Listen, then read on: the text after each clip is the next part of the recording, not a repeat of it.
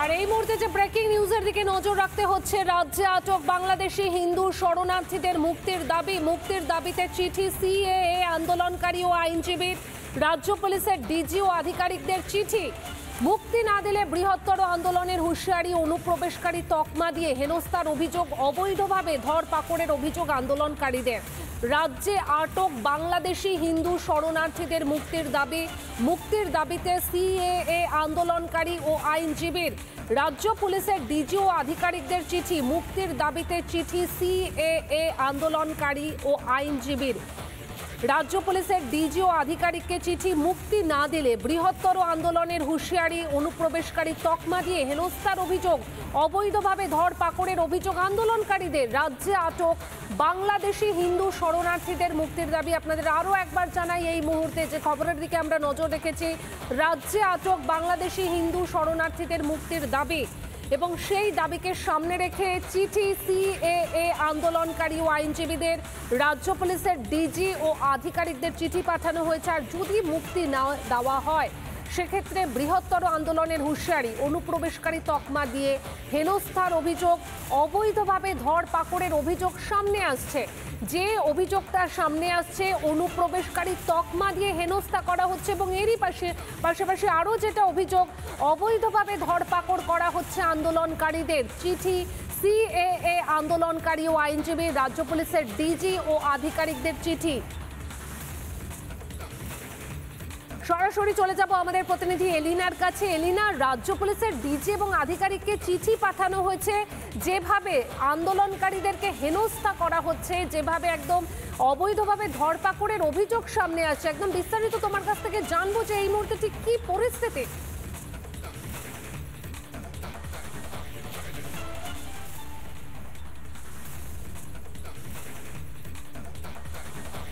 একেবারে পায়েল, দেখো, শরণার্থী হিন্দুদের আটকে রাখা হচ্ছে আর তাদের আটকে রাখা যাবে না।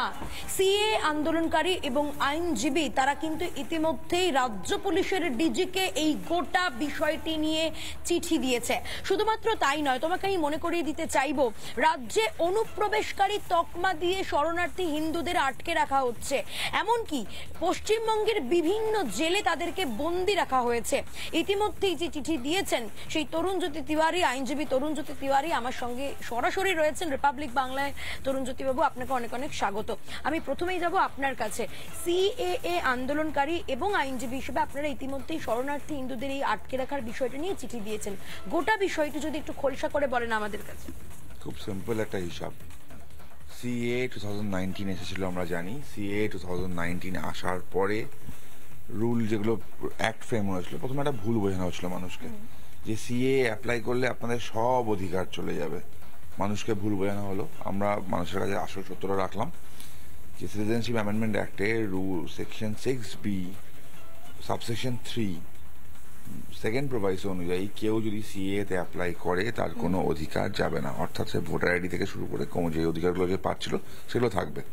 তারপর যেটা শুরু হয়েছে, আপনারা জানেন, সেপ্টেম্বর মাসের 1 তারিখ মিনিস্ট্রি অফ হোম অ্যাফেয়ার্স একটা নোটিফিকেশন করে, immigration and foreigners order, exemption order 2025। সেটাকে পরিষ্কার বলা আছে, কিছু শিথিলতা দেওয়া হয়।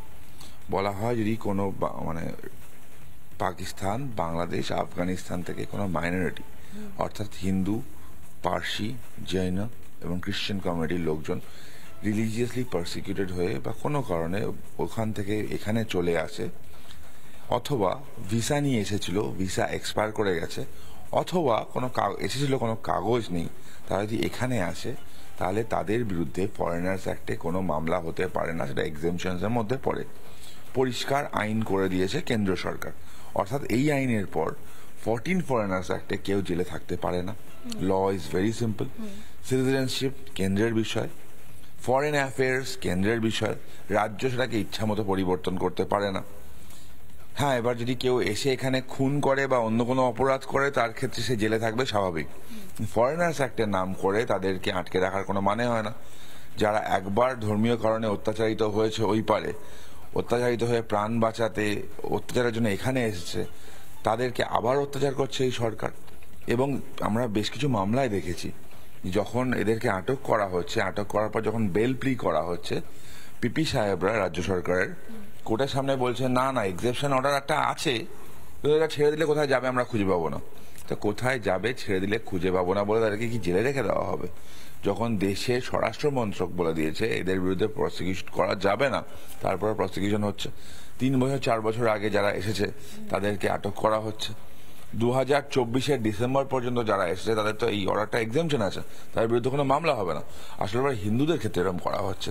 যখন উল্টো দিকে রোহিঙ্গারা আসছে, বাংলাদেশি মুসলমানরা আসছে, তাদের যাবতীয় কার্ড করে দিচ্ছে এই সরকার, তাদেরকে জামাই আদরকে দুলাভাই মনে করে রেখে দিচ্ছে, কোট আনকোট বলছি, দুলাভাই মনে করে রেখে দিচ্ছে, হিন্দুদেরকে জেলে রাখছে। ল ইজ সিম্পল, এদের বিরুদ্ধে প্রসিকিউশন হতে পারে না, এদের বিরুদ্ধে মামলা হতে পারে না, এরা জেলে যেতে পারে না। সুতরাং দাবি একটাই, as per government notification, as per government order, পশ্চিমবঙ্গের জেলে যে কজন 14 ফরেনার্স অ্যাক্টে আন্ডারে জেলে আছে তাদেরকে অবিলম্বে মুক্তি দিতে হবে। হ্যাঁ, তাদের যদি অন্য কোনো দোষ করে থাকে তার এগেনস্টে যা প্রসিকিউশন হওয়ার হবে। 14 ফরেনার্স অ্যাক্ট লাগু হওয়া সম্ভব নয়, অবিলম্বে তাদের নিঃশর্ত মুক্তির দাবি। নোটিশ করা হয়েছে, এটা হিউম্যান রাইট ভায়োলেশনও বটে। ডিজি কারেকশনাল হোমকে যেমন নোটিশ করা হয়েছে, সেন্ট্রাল মিনিস্ট্রিকে নোটিশ করা হয়েছে, একই নোটিশ করা হয়েছে হিউম্যান রাইটস কমিশনকে, এবং হিউম্যান রাইটস কমিশন একটা কেসও রেজিস্টার করেছে, আমাদের কাছে ইনফরমেশনও পাঠিয়েছে। আজকে পর্যন্ত সময় দিয়েছিলাম, আজকে পর্যন্ত এরা রিলিজ করে বা কোনো ডিসিশন নেয় তো ভালো, নাহলে আগামীকাল বা পরশু আমরা এটা নিয়ে জনস্বার্থ মামলা করব, একইভাবে রাস্তায় আন্দোলনও করব। প্রত্যেকটা হিন্দু আমাদের ভাই, আমাদের বোন, আমাদের কাকা, তাদেরকে রক্ষা করার দায়িত্ব আমাদের, এবং তাদের জন্য লড়াইয়ে যত দূর যাওয়া সম্ভব যাব। তরুণজ্যোতি বাবু, আপনারা বলছিলেন এই যে গোটা বিষয়টা আপনি কিছুক্ষণ আগেই বললেন যে তাদেরকে আটক করে রাখা হচ্ছে, অবৈধভাবে হাতে নাতে পাকড় করা হচ্ছে, এবং তারপরে সব থেকে বড় বিষয় যে পরিবারের মানুষগুলোকেও হেনস্থা করা হচ্ছে, এবং সেখানে আরো একটি বিষয় উঠে এসেছে, ধর্ষণের মতো একটা অভিযোগও উঠে এসেছে। এই বিষয়টা ঠিক কি? না, বিভিন্ন অনেক কিছুই হচ্ছে, এদেরকে আটক করা হচ্ছে, ভয় দেখানো হচ্ছে, এবং জেলের মধ্যে একটা টর্চার। আমি একটা এক্সাম্পল দিচ্ছি। একটা মামলা শিলিগুড়ি কোর্টের মামলা, এটা 24/9/2025 মামলার অর্ডার দেন শিলিগুড়ি অ্যাডিশনাল সেশন জাজ। সেখানে এই নোটিফিকেশনটা প্লেস করা হয়েছিল। নোটিফিকেশন প্লেস করার পর এই ভদ্রলোক যাকে আটক করা হয় 4 বছর আগে সে এখানে এসেছে, 3 বছর আগে তার পরিবারকে নিয়ে এসেছে। কেউ দেশ ছেড়ে আনন্দে আসে না, অত্যাচারিত হয়ে এসেছে। আসার পরে এখানে যখন যে মামলা ওই পার্টিকুলার সেকশনে দেখি, যখন বললো যে আমাকে এবার বেল দাও, পিপি সাহেবের আর্গুমেন্ট হচ্ছে ওনারা কবে এসছেন দেখতে হবে, এই নোটিফিকেশনটা করলে কোথায় চলে যাবে আমরা শিওর না। তো এইসব এক্সকিউজ দিয়ে বেল রিজেক্ট হয়েছে। এটা একটা হাস্যকর জিনিস, এটা সম্ভব নয়, এটা টর্চার, এটা অ্যাবসলিউট টর্চার। এবং আরো একটা জিনিসও হচ্ছে, এই নোটিফিকেশন থাকার পর আমাদের পুলিশ যারা সন্ধ্যাবেলা দেখবেন রাস্তায় তোমরা হাত পেতে দাঁড়িয়ে থাকে, তারা টর্চার করে যাচ্ছে, অন্যভাবে টর্চার করে যাচ্ছে। টাকা তোলার হচ্ছে একটা, তোমাদেরকে আমি জানি কিন্তু নিয়ে যাব, যে সব ছেড়ে এসছে সে টাকা দিতে হচ্ছে। মানে তাদের অবস্থা বেসিক্যালি খারাপ। ওখানে অত্যাচারিত হয়ে চলে এসলো, এখানে শান্তির জন্য কেন্দ্র সরকার যখন এদের ব্যবস্থা করছে ঠিকঠাক, তখন রাজ্য সরকার এদের টাকা তোলাটা মেশিনারি হিসেবে দেখছে। এই প্রত্যেকটা জিনিসের স্টপ হওয়া উচিত। ল ক্লিয়ার, নোটিফিকেশন ক্লিয়ার, এটা স্টপ হওয়া উচিত, এবং সেটাই হবে। তরুণজ্যোতি বাবু, বেছে আমার একটা স্পেসিফিক প্রশ্ন আপনার কাছে, বেছে তাহলে কি এবার হিন্দুদেরই টার্গেট? শরণার্থী হিন্দু যারা, তারা তো একটা কারণে ভারতে পালিয়ে আসতে বাধ্য হয়েছিলেন, অত্যন্ত অত্যাচারিত হয়ে তারা এখানে এসে কোনো ক্রমে প্রাণে বেঁচেছিলেন। তো সেই জায়গায় দাঁড়িয়ে তাদেরকে অনুপ্রবেশকারী তকমাটা কেন দেওয়া হচ্ছে? তারা তো মূলত অনুপ্রবেশকারী নয়, তাহলে অনুপ্রবেশকারী তকমা দিয়ে তাদেরকে কোথাও গিয়ে অবৈধভাবে হেনস্থা করা হচ্ছে, এটা কেন? অনুপ্রবেশকারী তকমাটা কেন? দেখুন, সিএ অনুযায়ী, তারপর foreigners and immigration and foreigners exemption order 2025 অনুযায়ী 2024 ডিসেম্বর পর্যন্ত যেসব হিন্দুরা এখানে এসছেন তারা অনুপ্রবেশকারী নয়, তারা শরণার্থী, তাদের বিরুদ্ধে কোনো প্রসিকিউশন হবে না। ল খুব সিম্পল। তাদেরকে কেন দেওয়া হচ্ছে সেটা উত্তরটা একমাত্র মমতা বন্দ্যোপাধ্যায় দিতে পারবেন। দেখুন, আমরা তো লয়ার, আমাদের কাছে প্রচুর ধরনের মামলা আছে, আমার মনে পড়ছে না, আমার জুনিয়ররাও আছে, তারা মনে করতে পারবে না। শেষ 7-8 বছরে আমি কোনো মুসলমান ব্যক্তিকে ফরেনার্স অ্যাক্টে আটক হতে দেখেছি কিনা, আমার কাছে ফরেনার্স অ্যাক্টে মানে মুসলমান ব্যক্তির মামলা এসেছে কিনা, ইরেসপেক্টিভ অফ ক্লাস, ইরেসপেক্টিভ রিলিজিয়নের মামলা আমার কাছে আসে, আমি করি। তো কোনো মুসলিম সম্প্রদায়ের মানুষকে সচরাচর 14 ফরেনার্স অ্যাক্টে ধরা হয় না। খুব রেয়ার। বর্ডার পার করতে গিয়ে ধরা পড়ে গেছে, দ্যাটস আ ডিফারেন্ট কেস। এখানে যেমন ঘর থেকে বের করে নিয়ে গিয়ে ফরেনার ট্যাগ লাগানো হয়, মুসলমানদের ক্ষেত্রে হয় না। তারা যখন এখানে আসে তাদের আধার কার্ড হয়ে যায়, তাদের প্যান কার্ড হয়ে যায়, তাদের ভোটার কার্ড হয়ে যায়। ওই সেই মনে আছে সভানেত্রী বারাসাতের ওই জাকিরদাকে জিজ্ঞেস করলেন, জাকিরদা লিঙ্ক করিয়ে দেবে। লিঙ্ক মানে পারিবারিক পরিচয়, সেটা হয়ে যায়। তাদের বিরুদ্ধে কেউ স্পষ্ট হচ্ছে যে যেভাবে অনুপ্রবেশকারী তকমা দিয়ে হিন্দু শরণার্থীদেরকে হেনস্থা করা হচ্ছে এবং তাদেরকে যদি মুক্তি না দেওয়া হয় সেক্ষেত্রে আন্দোলনে নামা হবে, এমনটাই কিন্তু জানালেন বিজেপি নেতা তথা আইনজীবী তরুণজ্যোতি তিওয়ারি। এলিনা, তোমাকে আপাতত ধন্যবাদ জানাবো, পরে আবারও তোমার কাছে ফিরবো। বিরোধী দলনেতা শুভেন্দু অধিকারী এই বিষয়ে কি প্রতিক্রিয়া দিয়েছেন শোনাই।